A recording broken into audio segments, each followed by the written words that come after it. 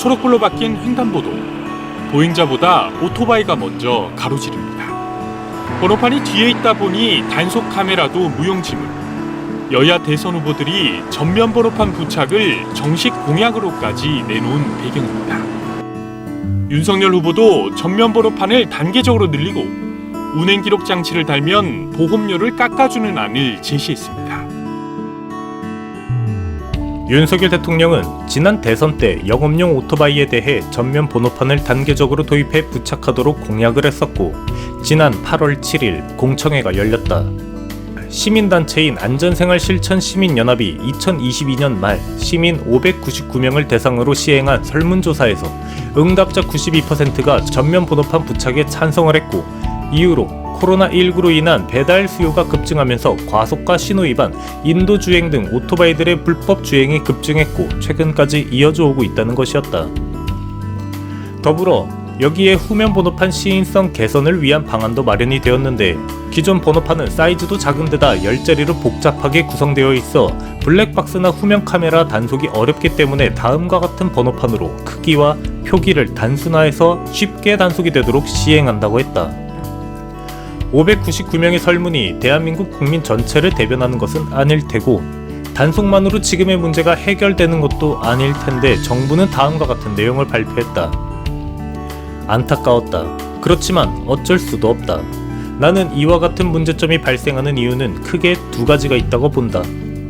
그 첫 번째는 배달 라이더들이 불법적인 행동을 많이 하는 것도 사실이지만, 그렇게 되도록 손 놓고 지켜본 배달 플랫폼도, 그렇게 되도록 손 놓고 지켜본 정부도, 그렇게 되도록 손 놓고 지켜본 시민도, 그렇게 되도록 손 놓고 지켜본 단체도, 그렇게 되도록 손 놓고 지켜본 라이더들도, 그렇게 되고 나서야 지금 무슨 말을 해본들, 지금 무슨 행정을 해본들, 지금 무슨 규제를 만들든, 지금 무슨 번호판을 만들든 지금 무엇이 바뀔 수가 있나 싶다.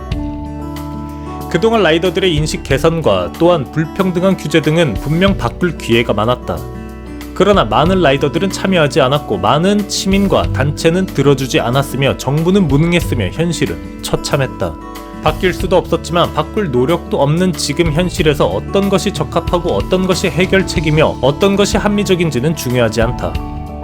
그리고 두 번째는, 나는 이런 상황이 된 것이 배달 라이더들의 탓도, 무능한 정부 탓도, 바이크를 타는 사람들의 탓도, 편견을 가진 시민의 탓도, 그 누구의 탓만 할 수는 없을 것 같다.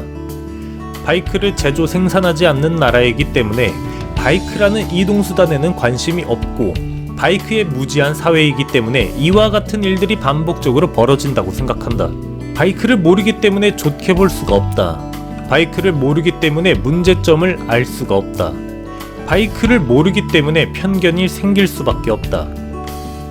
앞번호판을 하던 뒷번호판을 크게 만들던, 그래서 배달 라이더든 레저 라이더든 모두 안전법규를 준수했다고 치더라도 단 한 번의 오토바이 사고가 이슈화가 될 것이고, 단 한 번의 오토바이 사고가 책임론이 될 것이다. 왜냐하면 우리나라는 바이크를 제조, 생산하지 않기 때문에, 그래서 바이크에 관심이 없기 때문에 아무것도 기대할 수가 없다. 그렇지만 아무것도 기대할 수가 없다고 해서 아무것도 하지 않을 수도 없다.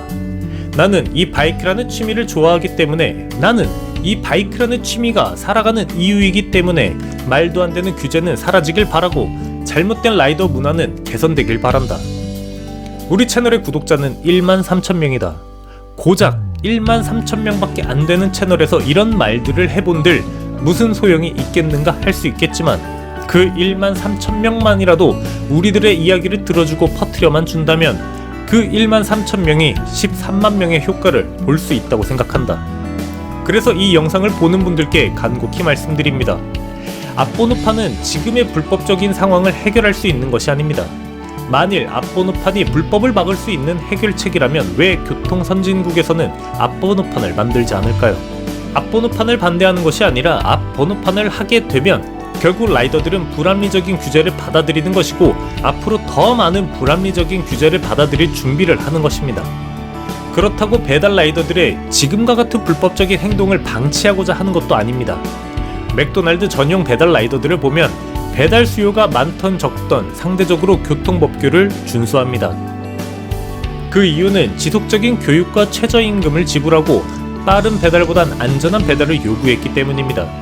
즉, 지금처럼 불법적으로 배달하는 라이더들에게 지금처럼 배달을 하지 않도록 하는 시스템이 적용된다면, 빠르게 배달할 필요가 없도록 하는 시스템이 적용된다면 그들 역시 죽기 살기로 배달할 필요가 없습니다. 그리고 그 예시는 맥도날드 업체가 잘 보여주고 있습니다. 물론 그렇게 하더라도 불법을 저지르는 사람들이 분명 있겠지만 아무 쓸모없고 대책 없는 앞번호판보다 더한 효과는 있을 거라고 생각됩니다. 그리고 그 예시는 맥도날드가 잘 증명해주고 있죠. 아울러 배달 라이더들의 안전을 위해서 앞번호판을 한다고 하는데, 배달 라이더들이 도로 위에서 안전하려면 지금 자동차 운전에 대한 면허 체계 확립과 편견, 선입견으로 바라보는 배달 라이더들의 시각이 바뀌도록 하는 교육이 필요합니다. 그래서 이 영상을 보시는 분들에게 간곡히 말씀드립니다. 방금의 내용에 공감을 하셨다면 지속적인 이와 같은 문제점에 대한 이야기를 할 기회가 있을 때, 또는 의견을 내야 할 자리가 있을 때 꼭 대변해 주시면 좋겠고 참여하셨으면 좋겠습니다. 1만 3천 명밖에 없는 채널이 아니라 1만 3천 명이나 되는 채널에서 함께 목소리를 내어주신다면 당장 무언가가 바뀌진 않겠지만 당장 아무런 기대를 하지 않는 것보다 희망적이라고 생각합니다.